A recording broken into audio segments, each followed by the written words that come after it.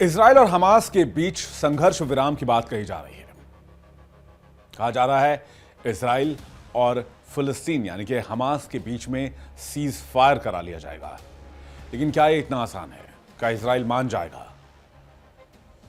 इतिहास को देखें तो ऐसा लगता नहीं है कि इजराइल रुकने वाला है, और इसके लिए इजराइल के अब तक के सफर को हमें समझना होगा। नमस्कार, आप देख रहे हैं बात साफ है। मैं हूं आपके साथ विवेक शांडिल्य। इजराइल और फिलिस्तीन के बीच संघर्ष दुनिया के सबसे लंबे चले संघर्षों में और सबसे हिंसक विवादों में से एक है।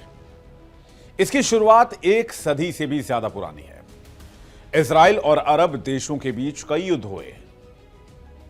इजरायली कब्जे के खिलाफ विद्रोह, जिन्हें इंतिफादा कहा जाता है, और इजराइल द्वारा प्रतिशोध और दमन भी किए गए।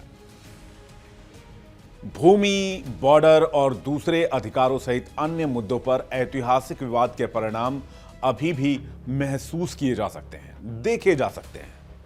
और इसमें गाजा में इजराइल और हमास के बीच ताजा युद्ध भी शामिल है। 1948 से पहले इजराइल क्या था और इसका निर्माण कैसे हुआ?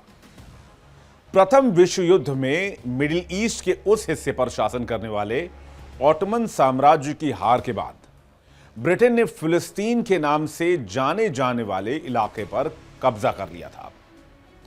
वहां अरब बहुसंख्यक और यहूदी अल्पसंख्यक रहते थे।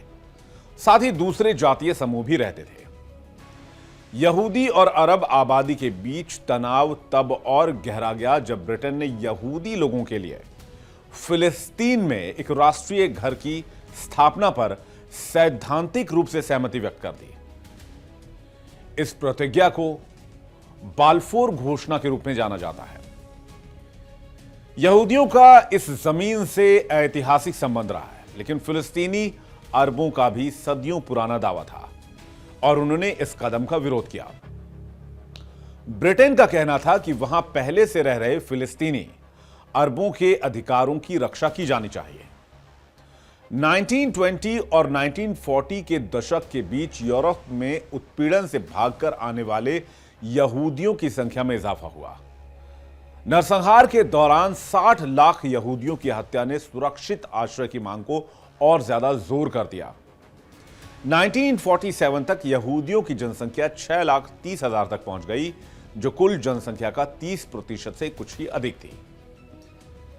1947 में यहूदियों और अरबों के बीच बढ़ती हिंसा और ब्रिटिश शासन के विरोध की पृष्ठभूमि में यूएन ने फिलिस्तीन को दो अलग अलग यहूदी और अरब राज्यों में विभाजित करने के लिए मतदान किया। जेरूशलेम एक अंतर्राष्ट्रीय शहर बन गया। हालांकि किसी भी अरब देश ने इसका समर्थन नहीं किया। उनका तर्क यही था कि इस योजना से यहूदियों को ज्यादा जमीन मिलेगी, हालांकि उनकी आबादी कम थी। ब्रिटेन ने इसमें भाग नहीं लिया। उसने 14 मई 1948 के अंत में इस मुद्दे को संयुक्त राष्ट्र को सौंपने और वापस लेने का फैसला किया। फिलिस्तीन के यहूदी नेताओं ने ब्रिटिश शासन समाप्त होने से कुछ घंटे पहले इजराइल नामक एक स्वतंत्र राज्य की घोषणा की। अगले साल इजराइल को संयुक्त राष्ट्र द्वारा मान्यता दे दी गई।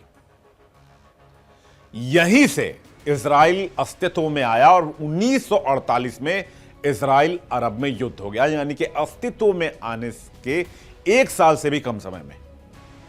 इजराइल द्वारा स्वतंत्रता की घोषणा के अगले ही दिन 5 अरब देशों की सेनाओं ने इजराइल को घेरकर उस पर हमला कर दिया। इस संघर्ष को इजराइल में स्वतंत्रता संग्राम के नाम से जाना गया।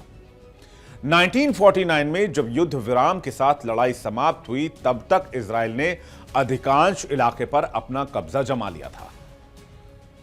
समझौते के तहत मिस्र को गाजा पट्टी पर, जॉर्डन को पश्चिमी तट और पूर्वी जेरूशलम पर, और इजराइल को पश्चिमी जेरूशलम पर कब्जा करना पड़ा। लगभग 7,50,000 फिलिस्तीनी अपने घरों से भाग गए या उन्हें वहां से जाने के लिए मजबूर किया गया। जो भूमि इजराइल बन गई और वो वहां पर यानी कि फिलिस्तीन के लोग शरणार्थी बन गए। इस घटना को अरबी में नकबा के नाम से जाना जाता है। इसके बाद सालों में लाखों यहूदी मिडिल ईस्ट और उत्तरी अफ्रीका के मुस्लिम बहुल देशों को छोड़कर वहां से चले गए या निष्कासित कर दिए गए। जिनमें से ज्यादातर इजराइल आ गए। इसके बाद बारी आती है 1967 के वॉर की, जिसे 6 दिवसीय युद्ध के रूप में जाना जाता है। इसने मिडिल ईस्ट में सीमाओं को बदल दिया और फिलिस्तीनियों के लिए इसके बड़े परिणाम हुए। इस युद्ध में इजराइल ने मिस्र, सीरिया और जॉर्डन के साथ युद्ध किया। इसकी शुरुआत तब हुई जब मिस्र और सीरिया के हमले के डर से इजराइल ने मिस्र की वायुसेना पर हमला कर दिया। जब तक लड़ाई समाप्त हुई तब तक इजराइल ने मिस्र से सिनाई प्रायद्वीप और गाजा, सीरिया से गोलान हाइट्स का अधिकांश हिस्सा और जॉर्डन से पूर्वी जेरूसलम और पश्चिमी तट पर कब्जा कर लिया था। पश्चिमी तट, गाजा और पूर्वी जेरूसलम में लगभग 10 लाख फिलिस्तीनी इजराइल के नियंत्रण में आ गए। 1967 में 6 दिवसीय युद्ध के दौरान इजरायली सेना द्वारा पूर्वी जेरूसलम पर कब्जा करने के बाद सशस्त्र इजरायली सैन्य कमांडरों का एक समूह पूर्वी जेरूसलम पहुंचता है। 1967 में 6 दिवसीय युद्ध के दौरान इजरायली सैन्य कमांडर पूर्वी जेरूसलम पहुंचे और इन क्षेत्रों पर इजराइल के कब्जे को स्थापित किया, जो आज तक कायम है। फिर इजराइल ने 1979 में मिस्र के साथ शांति संधि पर हस्ताक्षर की और फिर सिनाई की खाड़ी को, जिस पर इजराइल ने कब्जा कर लिया था, उसे वापस दे दिया गया। शर्त यह थी कि मिस्र आगे से कभी भी इजराइल के खिलाफ किसी भी युद्ध में हिस्सा नहीं लेगा। हालांकि इसने पूर्वी जेरूसलम और गोलान हाइट्स को इजराइल का हिस्सा बना दिया और अधिकांश अंतर्राष्ट्रीय समुदाय ने इसे मान्यता नहीं दी। अब वेस्ट बैंक की वर्तमान स्थिति क्या है, यह भी समझिए। वेस्ट बैंक इजराइल और जॉर्डन नदी के बीच की भूमि है। अनुमानतः 3 मिलियन फिलिस्तीनियों का यह घर है। पूर्वी जेरूसलम और गाजा के साथ यह उस क्षेत्र का हिस्सा है जिसे व्यापक रूप से फिलिस्तीनी क्षेत्र के तौर पर जाना जाता है। फिलिस्तीनियों ने हमेशा इन इलाके में इजराइल की उपस्थिति का विरोध किया और वो चाहते हैं कि भविष्य के एक स्वतंत्र राज्य का हिस्सा बने, जिसे अंतर्राष्ट्रीय समुदाय का बहुत विशाल समर्थन हासिल है। इजराइल का अभी भी पश्चिमी तट पर पूरा कंट्रोल, यानी कि वेस्ट बैंक पर, लेकिन 1990 के दशक से एक फिलिस्तीनी सरकार, जिसे फिलिस्तीनी प्राधिकरण के रूप में जाना जाता है, उसने इसके अधिकांश कस्बों और शहरों को चलाया है, इसे गवर्न किया है। वेस्ट बैंक और पूर्वी जेरूसलम में लगभग 160 इजरायली बस्तियां हैं, जिनमें लगभग 7 लाख यहूदी रहते हैं। फिलिस्तीनी चाहते हैं कि सभी इजरायली बस्तियां हटा दी जाएं और उन्हें अंतर्राष्ट्रीय कानून के तहत अवैध माना जाए। हालांकि इजरायली सरकार इस बात से कभी सहमत नहीं हुई। उनका कहना है कि कम से कम सबसे बड़ी बस्तियां स्थायी हैं और सभी बस्तियां उसके ऐतिहासिक अधिकारों पर आधारित हैं। ये फिलिस्तीनियों के अपने राज्य के अधिकार को मान्यता नहीं देते हैं और तर्क ये देते हैं कि पश्चिमी तट इजराइल की मातृभूमि का हिस्सा है। इजरायली सरकार ने 2022 में सत्ता में आने के बाद बस्तियों के विस्तार की योजना की घोषणा की।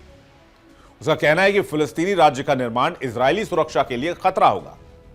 जुलाई 2024 में संयुक्त राष्ट्र की सर्वोच्च अदालत, यानी कि ICJ,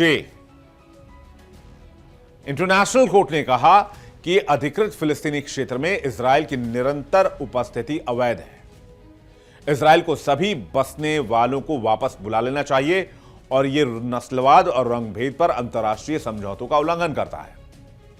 लेकिन इस दरमियान 7 अक्टूबर 2023 की तारीख को याद रखना होगा, जब इजराइल पर हमास ने हमला किया। इसके बाद फिलिस्तीनी गांवों पर बसने वालों के हमलों में तेजी से वृद्धि हुई। संयुक्त राष्ट्र मानवीय मामलों के कार्यालय की एक रिपोर्ट बताती है कि जनवरी 2024 और जून 2025 के बीच फिलिस्तीनियों के खिलाफ बसने वालों द्वारा 2208 हमले किए गए, जिसका नतीजा यह हुआ यहां कई लोग हताहत हुए और बड़ी मात्रा में संपत्ति को नुकसान पहुंचा।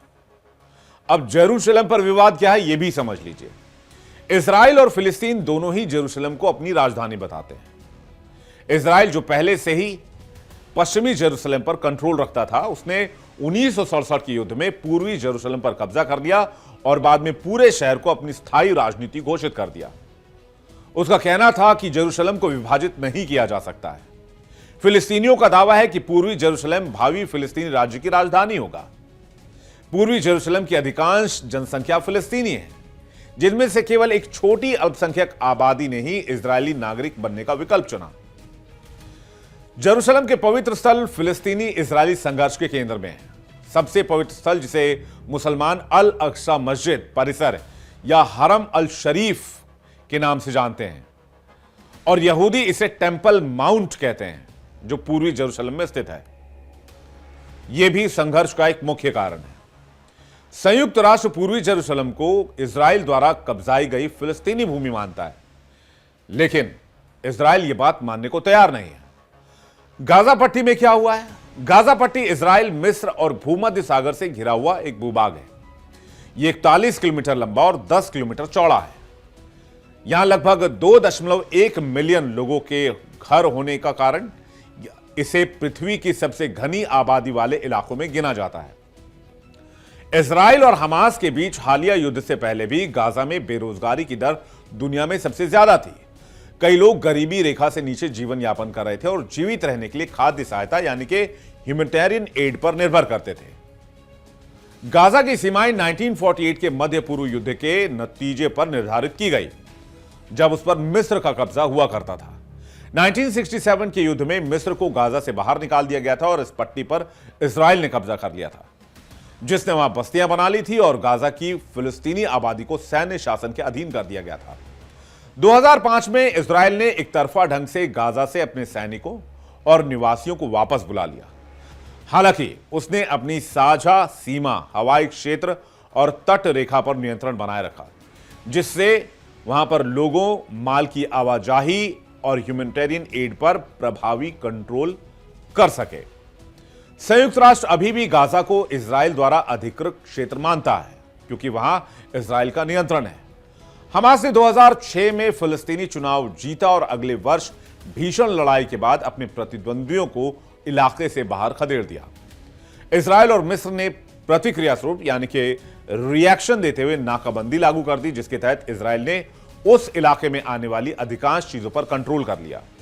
इसके बाद वर्षों में हमास और इजराइल ने कई बड़े संघर्ष लड़े, जिनमें 2008 और 9, 2012 और 2014 का संघर्ष शामिल है। मई 2021 में दोनों पक्षों के बीच एक बड़ा संघर्ष 11 दिनों के बाद युद्ध विराम में समाप्त हुआ।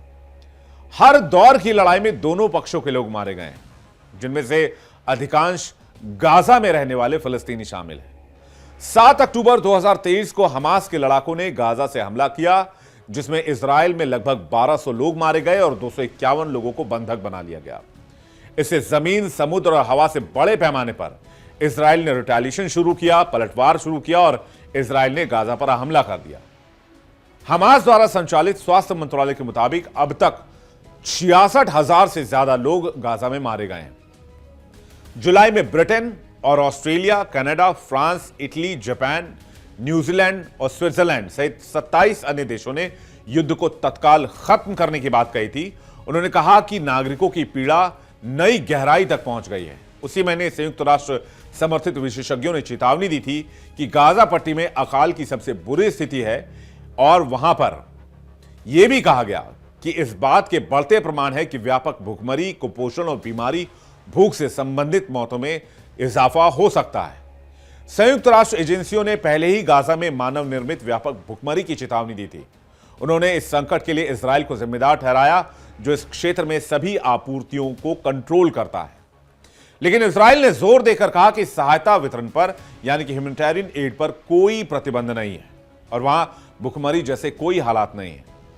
लेकिन बात जब फिलिस्तीनी शरणार्थियों के बारे में आती है तो संयुक्त राष्ट्र द्वारा लगभग यह कहा गया कि 5.9 मिलियन फिलिस्तीनी शरणार्थी के रूप में पंजीकृत हैं। वो उन फिलिस्तीनियों के वंशज हैं जो 1948-49 के मिडिल ईस्ट युद्ध के दौरान भाग गए थे या अपने घरों से निकलने के लिए उन्हें मजबूर किया गया था, जो अब इजराइल बन चुका है। इनमें से ज्यादातर जॉर्डन, गाजा पट्टी, वेस्ट बैंक और सीरिया और लेबनान में रहते हैं।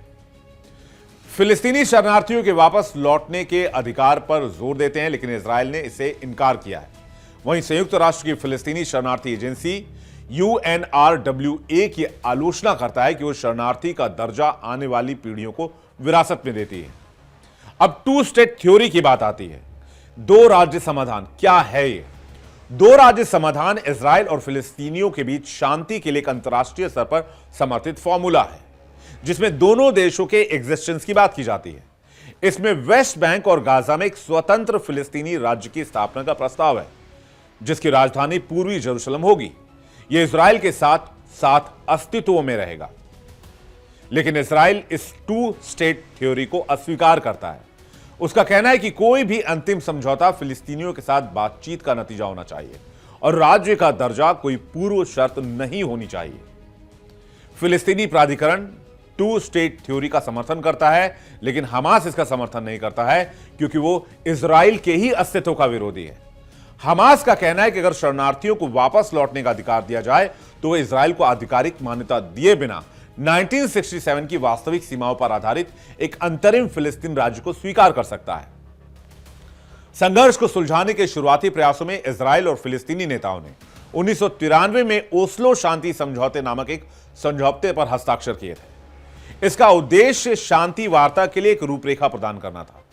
हालांकि अंततः वार्ता विफल हो गई, क्योंकि दोनों पक्ष एक दूसरे पर दोष मढ़ते रहे और यह सिलसिला आज भी जारी है। हमास और इजराइल आज भी लड़ रहे हैं और जंग के बीचों बीच आज भी एक दूसरे पर आरोप प्रत्यारोप लगा रहे हैं। इनमें से कई ऐसे इलाके हैं जिसको लेकर फिलिस्तीन हमास भी दावा करता है और इजराइल भी दावा करता है। इजराइल का कहना है कि जो इलाका उसके नियंत्रण में है वो उसी के नियंत्रण में रहेगा और अब गाजा पट्टी में जो कुछ होगा उसको भी इजराइल कंट्रोल करेगा और हमास को अपने हथियार डालने होंगे और गाजा छोड़ना होगा। तो जाहिर सी बात है, सीज फायर का कोई फॉर्मूला निकलता नहीं दिख रहा है और इजराइल का इतिहास कहता है कि उसने आज तक कोई भी जंग नहीं हारी। तो क्या इजराइल सरेंडर करेगा, घुटने टेकेगा या सीज फायर करेगा? तीनों में से कोई भी विकल्प इजराइल को मंजूर नहीं है। हमास क्या हथियार छोड़ेगा और गाजा पर इजराइल का नियंत्रण होने देगा?